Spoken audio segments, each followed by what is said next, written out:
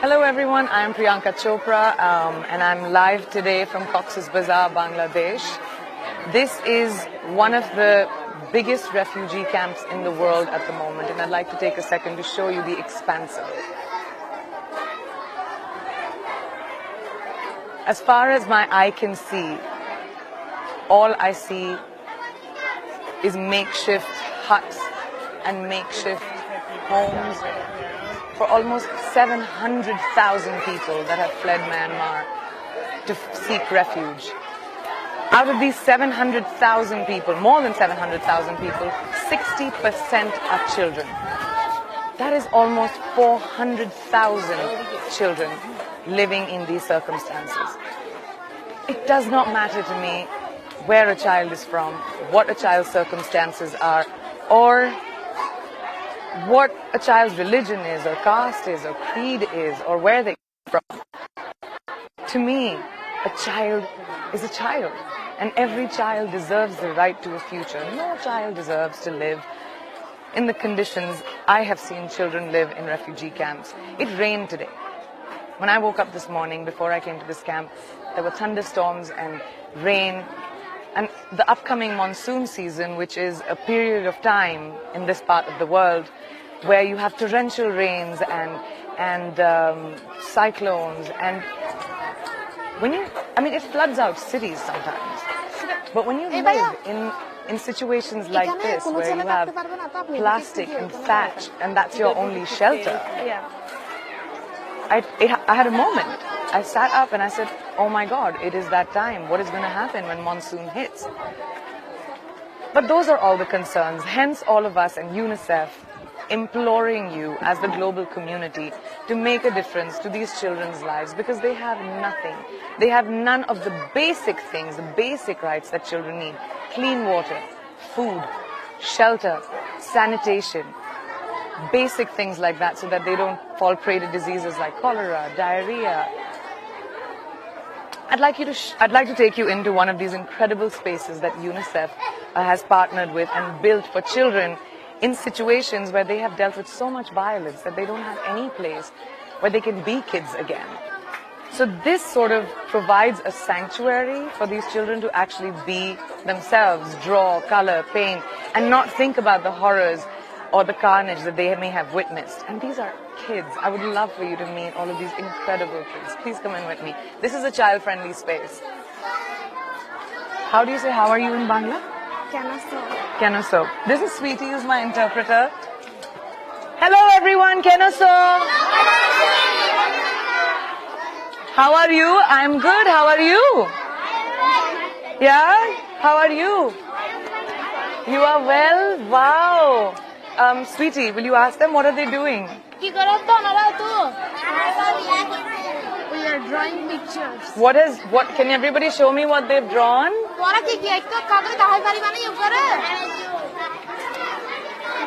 Wow.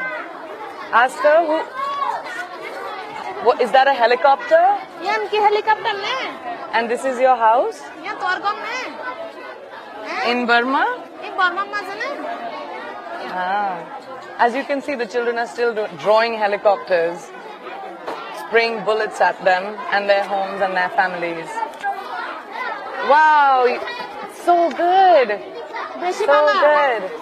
Very good.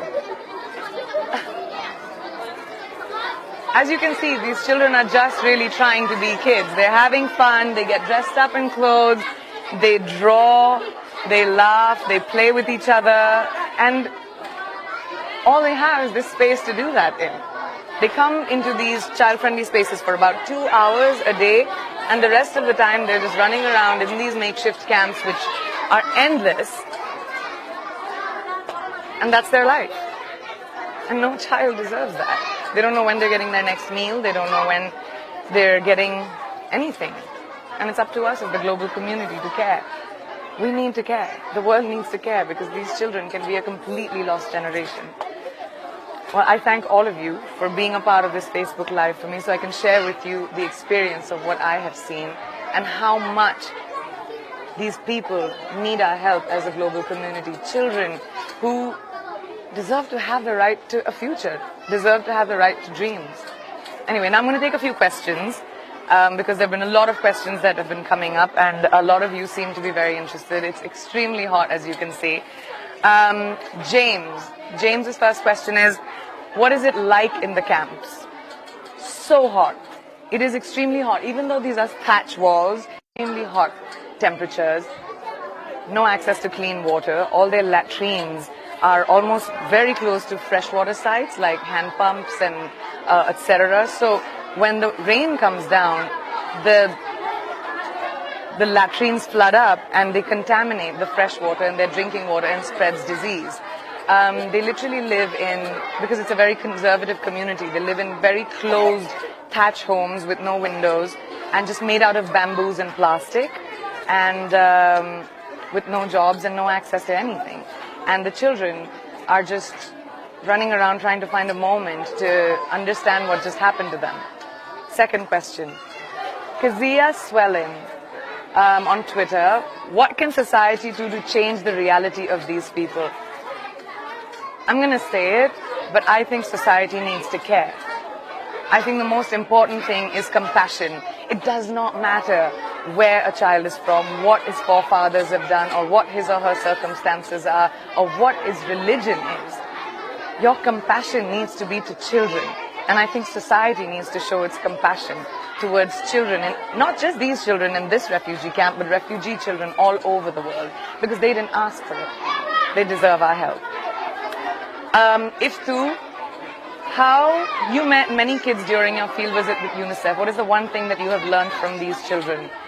I have had the good fortune of working with UNICEF now for 12 years, 10 years in India, doing some amazing work with UNICEF India, with the children in India, which warms my heart.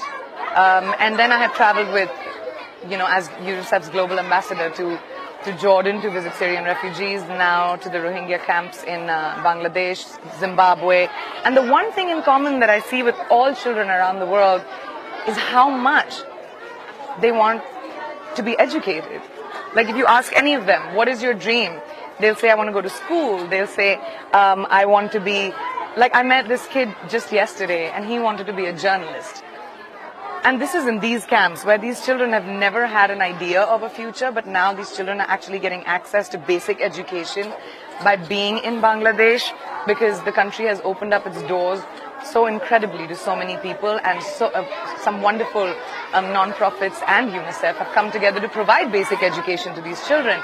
And now they have aspirations and dreams, which is so great for us as a world. So he wanted to be a journalist. And I asked him, what will you tell the world if you become a journalist? And he said that when countries fight, it's bad for everyone. That's profound, isn't it? From a 5-year-old. All right, the next question. Samna Vasilda. Do you ever get heartbroken by the situations you see? Yes, Samna, I won't lie. I mean, it's not easy. It's not easy to see children in circumstances like this and not be able to do much. I mean, I get a lot of people saying, why don't you adopt a whole class of children and bring them back to your home? Or why don't you do that? Or why don't you do this? That's not the answer. No amount of contribution from your end or my end no amount is too small. Whatever you can give will help these children get so much. Now, we don't need to harp on about what each one of us does, but no donation is too small, and that's all we need. So yeah, my heart breaks every time, and yes, I get very emotional, and when I go back to my life, it takes me a really long time, and I can't wait till I make my next trip again to showcase what children around the world are facing and what troubles they're facing, because as a global citizen, I feel like it is my responsibility and my duty to make sure that the world cares. And I take that responsibility very seriously. So even though my heart is broken, I see the smiles on their faces, and I see how little they have and how happy they can be, and I feel positive that the world will care about these children and their smiles. All right, next question. Jessica Marie.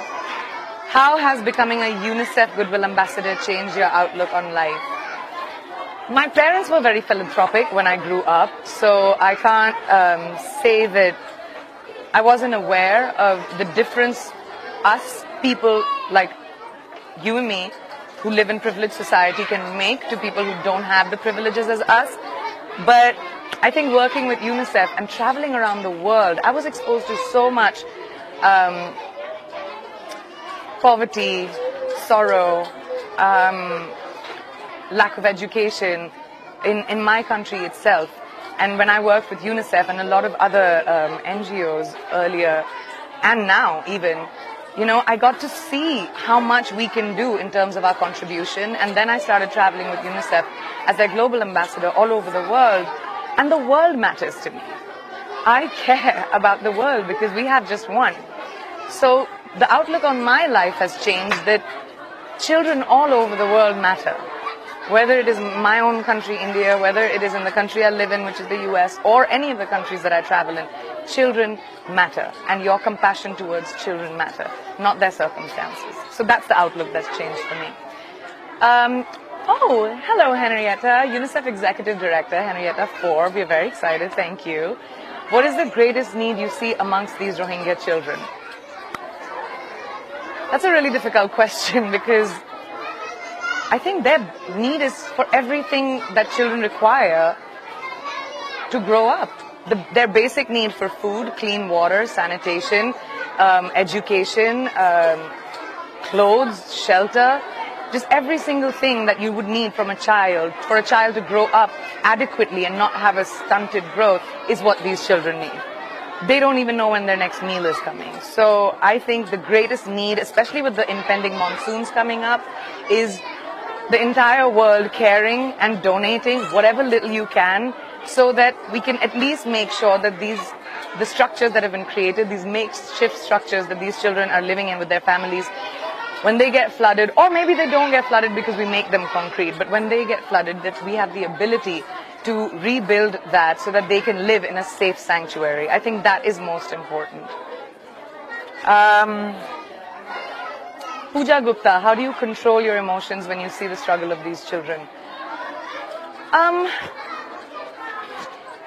Because my emotions are not as important, Pooja, as what they are going through. I may feel sad. I feel sad when I'm talking to you about it right now. But they don't deserve to see that because they've seen horror and carnage and a life that you and I probably could never imagine. And just hearing their stories, like yesterday, a 16-year-old girl told me a story about how she was pulled out of her hut after her sisters were raped and threatened at knife point, and she fought back, she clawed people, and then she was let go because she fought back. And I asked her, I said, what gave you so much strength? And she said, if you're born, you will die. And I'm not scared to die today, but I will not let someone take away my dignity. That inspired me and moved me. But to see the strength of these children, I'm nothing. I'm just a means to an end. I am just someone who's trying to show the world and give access to the world and show them what these kids need. I'm just the means to an end. Romaine Thomas from Canada, what brought you into this role and what's the impact you can bring? So Romaine, that's a really interesting question. What brought me into the world was I became a public person when I was 17 years old, and I realized that having a platform where people listen to me can probably be one of my greatest strengths. And I decided to use that platform to amplify the voice of people who might not have access to that voice, or amplify the needs of people that may not have the ability to reach out to you or anybody else in the world. And that's how I decided to use everything that has been given to me. Like I said, I'm just a voice. I'm just a means to an end. I'm just trying to highlight the needs of people, and children especially, around the world. And I think the impact I'm trying to bring is to make the world a more compassionate place, and not to think about what a child is coming from, or what his history or her history is, what the circumstances are, what his parents have done, or where he comes from. I think the most important thing is to just think of a child as a child. And the world needs to have that compassion. We cannot divide children with religion and culture and country and creed. We have to see children as children. So that's the impact I hope I can have. Kitan Smith, how do you go home feeling? Do you go home feeling you did enough? Never. I go home feeling like I tried, but every time I go home, it takes me about 2-3 days to sort of recover a little bit. And then I'm on the phone with UNICEF again saying, where are you taking me next? Where can I go? Where can I help? Where do you need me? And I'm ready to go. I think that's the feeling I take home, is most of the kids that I meet and I share my time with, they keep a very special place in my heart. And they've really changed me. Simon from London, what do the children do in the camps? That's such a good question, Simon. Kids come and spend time for about 2 hours or so in these child-friendly spaces. Otherwise, they're usually at home. They do a lot of chores, especially the girls, and the boys sort of run around, help their family in the little shops that they have, in the markets that they've created, to maybe try and help their parents or their fathers to earn. But mostly the kids don't really have access to anything. And even the learning centers that the UNICEF has provided, because of lack of space, these kids don't even have, they're up to capacity. They can't even fit all the other children. I mean, right now, and there are like 2 teachers teaching about 200 children at the same time. And that is like a dire need. And also the education that these kids get is not formal education. They get basic education in Burmese, English, and math. And that's not going to make them ready to have jobs and careers, which most of them aspire to have now. So the access to education and the curriculum is extremely critical for these children. Natasha from India, what about the monsoon? What will happen? So that's a really good question, Natasha. Like this morning, I know it was raining, and when I woke up and I looked outside the window and it was rain. And the first thought that came into my head, because I've spent 4 days in these camps, was what's going to happen to this? What's going to happen when it rains? What's going to happen to like all of this? I can shake it with my own hand. And this is not like, I'm not even, this is what happens if the torrential rain comes down. They have cyclones here. And these camps, you have to know, are built on hills which were deforested. So there's dangers of landslide, mudslides, and these houses being caught in that, and people being caught in that. Monsoon season's coming up. So that is why it is so important right now for you all to get involved and donate and help us reinforce these structures. Melissa, this motivates me. Thank you. How can I help? Oh my God, you can help so much. Please go to unicef.org and you'll find out everything that you need over there. Donate your time, donate your money, donate your compassion. I'm so glad you asked that question. Thank you, Melissa. Well, I have to go and spend some time with these kids and then fly to Dhaka. So I'm going to wrap it up now. But thank you so much for sharing this with me. This has been such an incredible experience. I go back a changed person, and this reinforces my faith and belief that children around the world will always have my help and support. And now I need yours. So thank you so much, and I really appreciate you being here. Thank you. Sweetie, can you tell them if we can draw together? Hi. क्या बनाया? हाँ? सभी आके दीवारें बनाए? ठीक है बनाए? So, no, I can do that. ये तुमने बनाया? हाँ.